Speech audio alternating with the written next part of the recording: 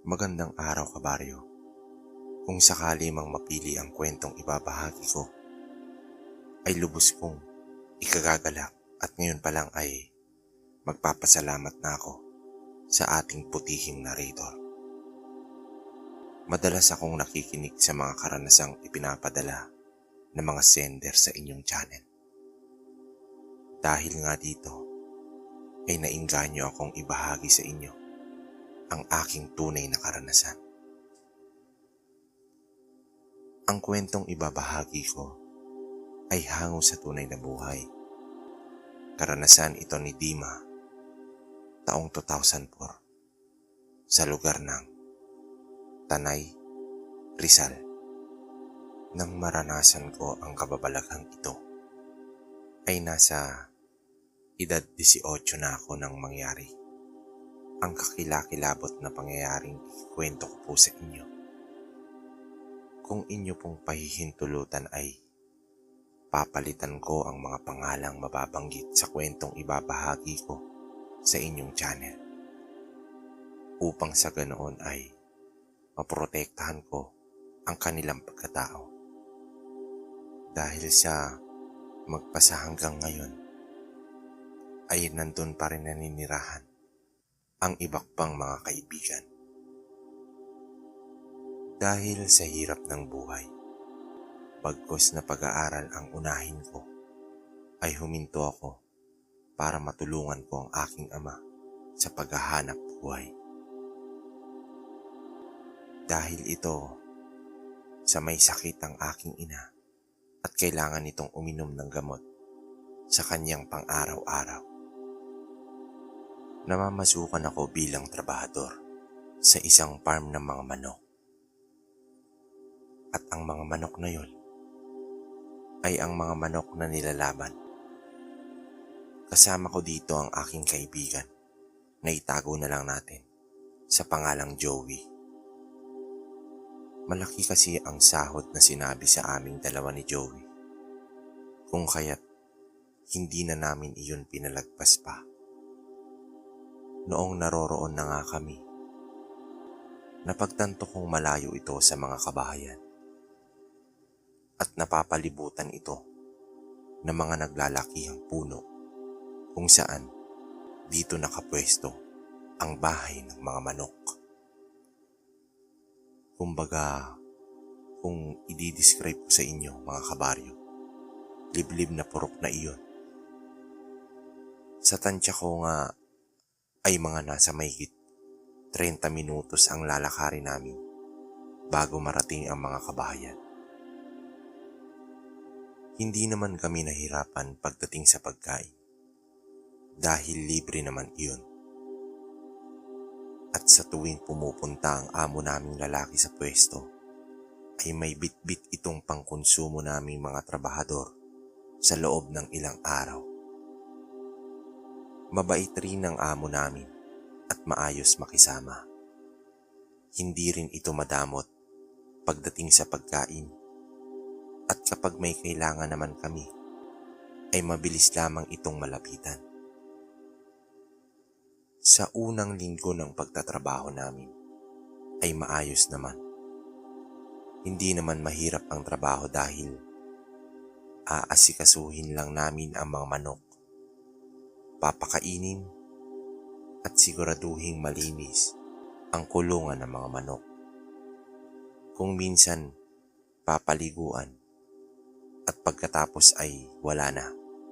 Magpapahinga na kami sa kubong tinutuluyan naming mga manggagawa. Kabilin-bilinan ng amo naming lalaki.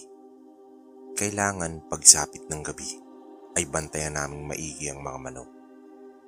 Sa kadahilanang may mga nababalitaan umano siyang marami ang nakakitang may gumagalang nilalang sa labas ng bakuran. Kung kaya't gano'n na lamang ang higpit ng bilin nito sa amin. Tuwing sumasapit naman ang gabi, baka raw mamaya ay makapasok iyon at lapain ang mga manok niyang panabong. Aniya pa, malakas ang kutob niyang aswang ang gumagalang iyon sa labas ng bakuran. Kaya daw siya nagdagdag ng tauhan upang sa ganoon ay mabantayang maigi ang mga manok niya. Mahirap na, malaki ang mawawala sa kanya sa oras na nawalan o mamatayan siya ng mga panabok na manok. Ako naman ang tipo ng taong hindi agad-agad naniniwala sa mga sabi-sabing aswang. Ang sabi ko pa nga noon, kung meron man o totoo man ang aswang, di sana'y matagal nang may nabalitaang pinatay o hindi kaya'y nilapa ng aswang. Hanggat walang katunayan o walang ebidensya ay hindi ako naniniwala. Maliban na lang kung ako na mismo ang makasaksi ng mga pangyayaring iyon. Baka naman kako, ligaw na hayop lang iyon mula sa kagubatan at nakikikain lamang ng mga tira-tirang pagkain ng manok. Kung minsan nga ay nakikita kong marami pang mga natitirang pagkain ang mga manok na iyon tuwing nagpapakain kami kinahapunan. Nako, kesyo totoo man o hindi ang sinasabi nilang aswang, hindi na mahalaga iyon. Basta sundin nyo lang ang utos kong bantayan maigi ang mga manok. At kung may magkasakit man, sabihin nyo sa akin kaagad. Nang sa ganoon ay maagapan kaagad ng maaga. Wika pa ng amo naming si Mang Toto. Huwag kayong mag-alala o mag-isip, Mang Toto. Kami na ang bahala dito. Saad ng isa naming kasama. Matapos kaming pagsabihan ni Mang Toto sa mga dapat naming gawin, ay agad na itong umalis. Habang kami naman ay bumalik sa kanya-kanyang mga gawain. Isang beses, habang naglilinis ako sa mga kulungan ng manok, nang may masipat akong isang matandang lalaki sa labas ng bakuran. Sirang-sira ang kasuotan ng matanda. Sabog ang mga may kahabaang buhok at parang malagkit iyon na animoy ilang buwan nang walang ligo.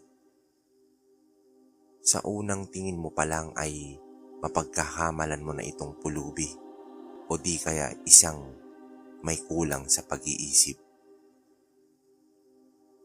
Noong unay hinahayaan ko lamang ang matanda at nagpatuloy na sa ginagawa ko sa pag-aakalang baliw lang o pulubi ang matanda at nagpapahinga lang iyon doon.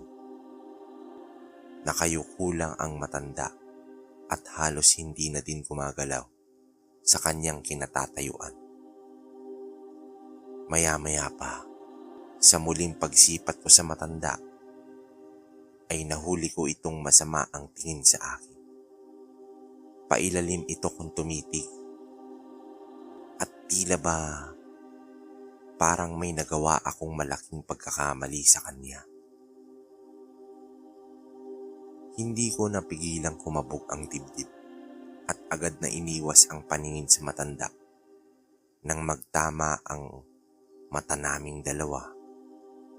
Tol, kilala mo ba ang matandang yun? Halos pabulong na tanong ko sa kasamahan na si Dino nang lumapit ito sa akin. Baka kasi marinig ng matanda ang sinasabi ko. Medyo malapit lang kasi ito sa kinaroroonan ko. Sandali namang tiningnan ni Dino ang matandang tinutukoy ko at nagwika ito ng, "Yan ba? Huwag mo na lang pansinin yan. Baliw lang ang matandang yan. Ilang beses ko na mataang nagpapagala-gala dito sa purok ang taong yan. Hayaan mo na lang. Basta't wag lang siyang pumasok dito sa loob ng pinagtatrabuhuan natin." Tugon naman ni Dino at tinulungan na akong maglinis. Tinanong ko siya ulit kung kababaryo ba namin ang matandang iyon at sumagot naman ito ng, "Hindi, napadpad lang yan dito sa purok namin." Tapos nagpagala-gala na at nanlilimos ng pagkain. Dagdag na wika naman ni Dino. "Ah, ganoon pala." Maiksing tugon ko naman. Saglit kong nilingon ang matanda na kasalukuyan pa ring nakatayo sa labas ng aming bakuran. Ni hindi man lang iniinda ng matanda ang matinding init ng mga oras na iyon. Ilang sandali pa ay napako ang tingin ko kay Dino nang sabihin niya sa akin, simula raw nang dumating ang matanda sa kanilang purok ay nag-umpisa na ang mga kababalaghang nangyayari. Sabi-sabi pa nga raw na ang taong iyon ay isang aswang at ito ang dahilan kung bakit nakunan ang kapitbahay na buntis ng katrabaho ko. Papaano ba naman kasi? Nanghingi lang raw ng makakain ang matanda doon sa buntis. Noong pagkabigay ng buntis ng pagkain sa matanda, ay walang ano-ano'y biglang hinawakan ng matanda ang tiyan ng buntis. Bago ito ngumisi ng pagkalapad-lapad at nagpasalamat, sabay nagwiwika ng, "Ang bango naman ang dinadalang sanggol mo, Ining. Amoy hinog na mangga." Hindi ko tuloy mapigilang matakam. Nakaramdam ng takot ang buntis, kaya mabilis niyang tinapik ang kamay ng matanda at nagmamadaling pumasok sa loob ng kanilang tahanan, at sa sobrang takot nito ay malakas nitong isinara ang pinto. At nagulat pa nga raw ang asawa nito dahil sa lakas ng pagkakasara. Wika pa ng katrabaho ko. Ilang minuto lang raw simula nung umalis ang matanda, ay bigla na lamang humilab ang tiyan ng kapitbahay niyang buntis. Hanggang sa hindi nagtagal, ay may pulang likido ang lumabas mula sa puwerta nito. Agara namang isinugod sa pagamutan ng buntis. Subalit, wala na ang sanggol na dinadala nito. Ang sabi naman ng manggagamot, ilang araw nang inaaswang ang buntis nang hindi nila nalalaman. Sa kadahilan ng halos kalahati na ng sanggol sa sinapupunan nito ay nakain na ng aswang. Napamura at napasigaw naman ang asawa ng buntis at nagsabing, kaya pala ilang gabi na siyang nagigising ng hating gabi dahil di umano'y may hinang tunog sa taas ng kanilang bubungan. At kaparehong kapareho noon ang tunog ng platong marahang tinitiktikan ng kutyara. Ganoon na ganoon daw ang tunog na iyon, pero kapag tumatayo siya ay nawawala raw ang tunog ng tiktik. At maya-maya pa, may hinang mga yabag siyang naririnig sa taas ng kanilang bubungan. Naisip niyang gawa lamang ng pusa ang naririnig niya, kaya't hinayaan niya na lamang ito. Kung alam ko lang sanang inaaswang na pala noon ang asawa ko, di sana'y naging alerto ko. Wika ng lalaki habang umiikbi ito. Nagtatakang tinanong ko si Dino kung paanong nadawit o napagbintangan ng matanda. Saglit na itinigil ni Dino ang ginagawa at sumeryoso ang kanyang muka't sinabi, bukod sa nakuna ng buntis nung araw na iyon, may nakikita ring umanong ilang beses nang nagpabalik-balik ang matanda sa harapan ng bahay ng buntis. Kung minsan pa nga ay nasa hindi kalayuan raw ito habang nakatanaw sa bahay nila. Kadalasang nangyayari iyon tuwing magtatakip silim na. Idagdag pang may nakakita din sa matandang hinukay nito ang bangkay ng isang asong nakalibing sa likuran ng bahay ng isa sa mga kapitbahay niya, at walang sawang nilantakan iyon.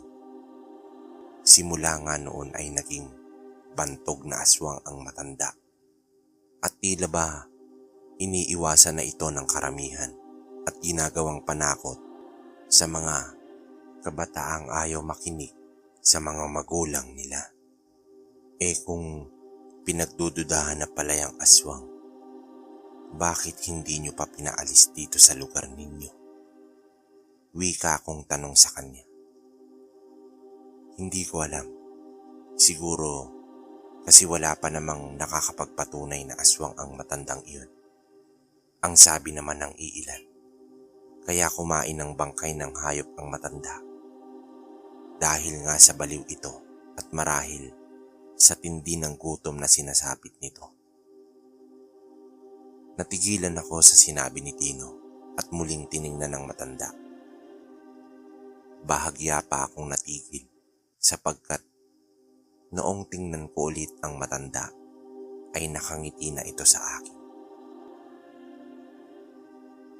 At tila ba nanindig ang balahibo ko nang makitang nanlilisik ang mga mata nitong titig na titig sa akin. Hindi na nga ako nagsalita pat sumeryoso na lamang sa ginagawang trabaho. Mabilis na dumaan ang araw at wala naman akong nagiging problema sa mga gawain doon.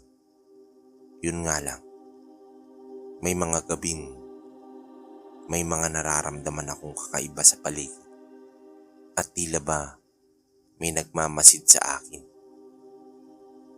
Biglang umalinsangan kasi ang buong paligid ng mga oras na iyon at may kakaiba akong naamoy at nalanghap.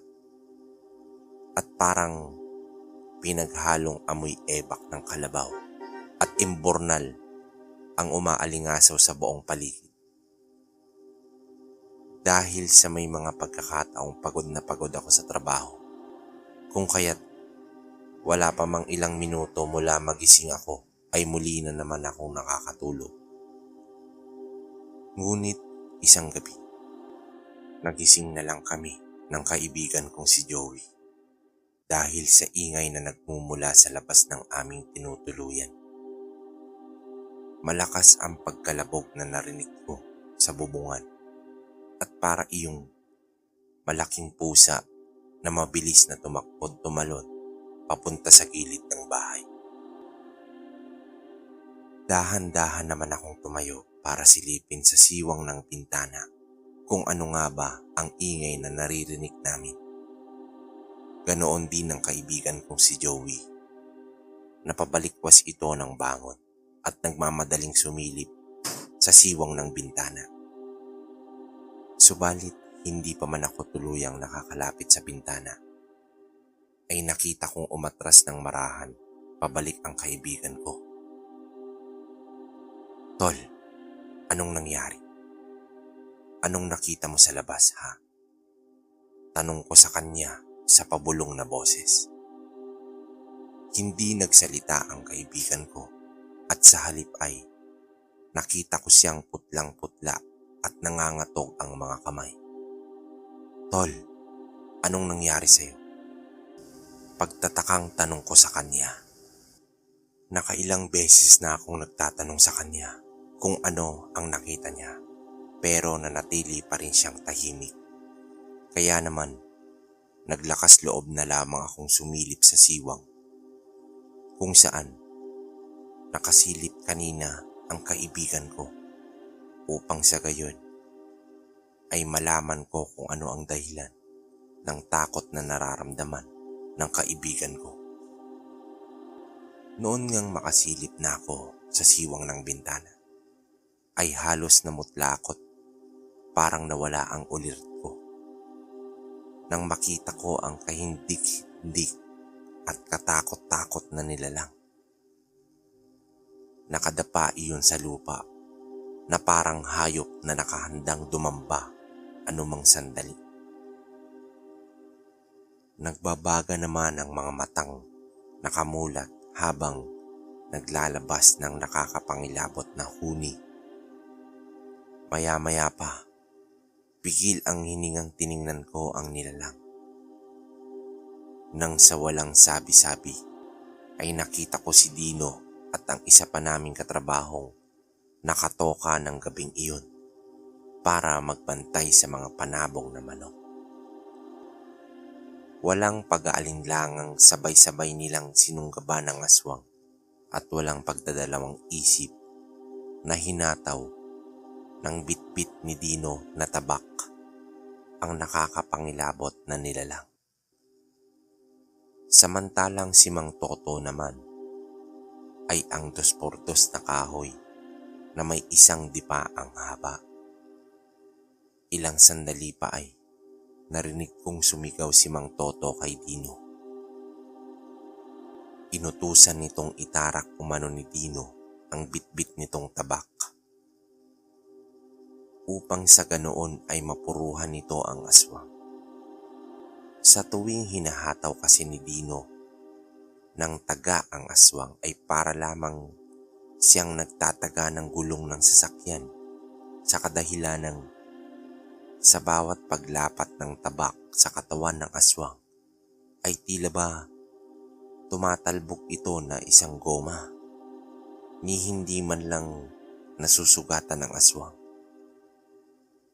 Sige na, gawin mo na ang sinasabi ko sa'yo.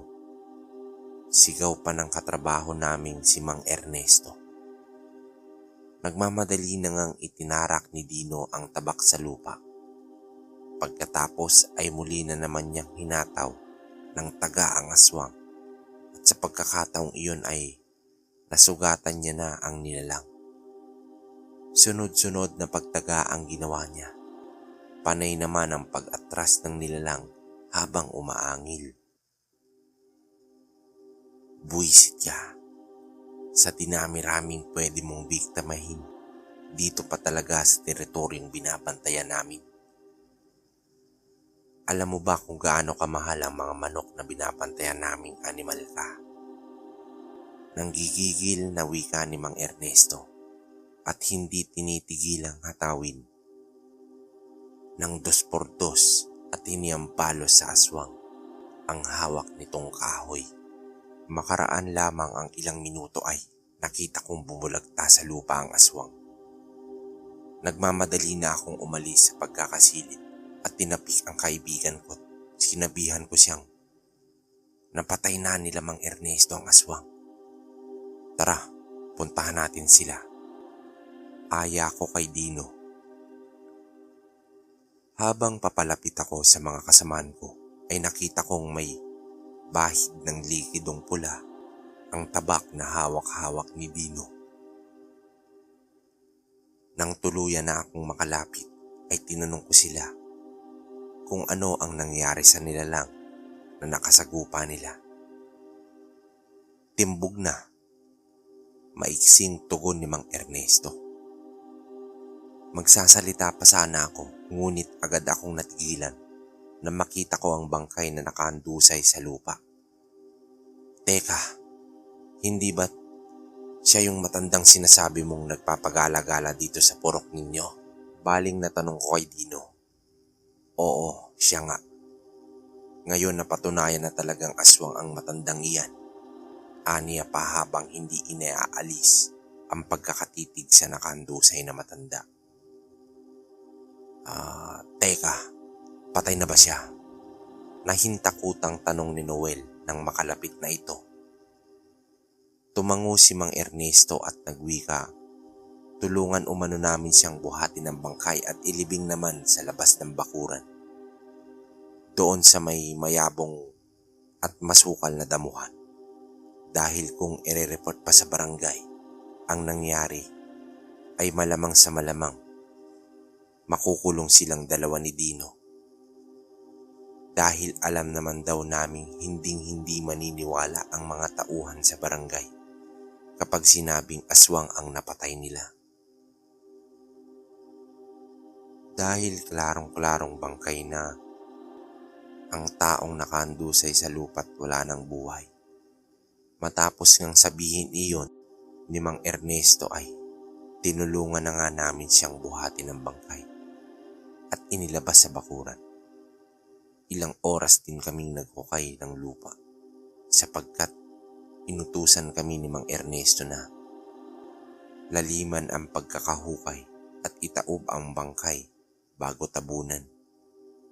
Upang sa ganoon ay kung sakali mang may lahing amaranhig ang aswang na napatay nila, ay hindi na iyon makakalabas pa sa pinagbaunang lupa sa oras na mabuhay iyon. Isama na rin natin sa hukay ang tabak na ginamit ni Dino sa pagpatay sa aswang. Sinunod namin ang lahat ng mga inuutos ni Mang Ernesto at nang matapos na namin gawin ang lahat, ay napagpasya naming ilihim na lamang ang nangyari. Hanggat maaari ay walang lalabas tungkol sa nangyari ngayong gabi, maliwanag ba? Muling saad sa amin ni Mang Ernesto. Huwag kang mag-alala, Mang Ernesto. Pinapangako naming walang makakaalam sa nangyari. Aniya pa ni Joey.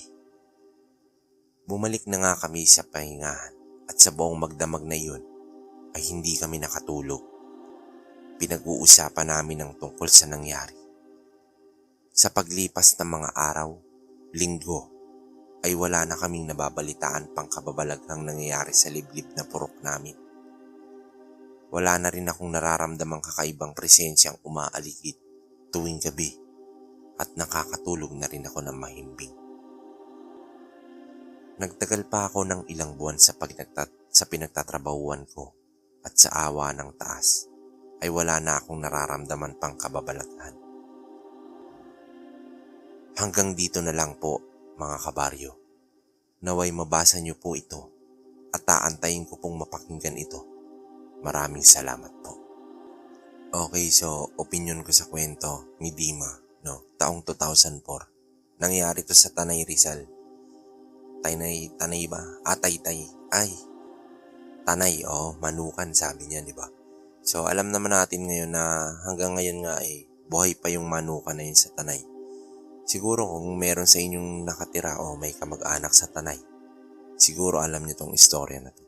Pero medyo bitin lang, hindi naman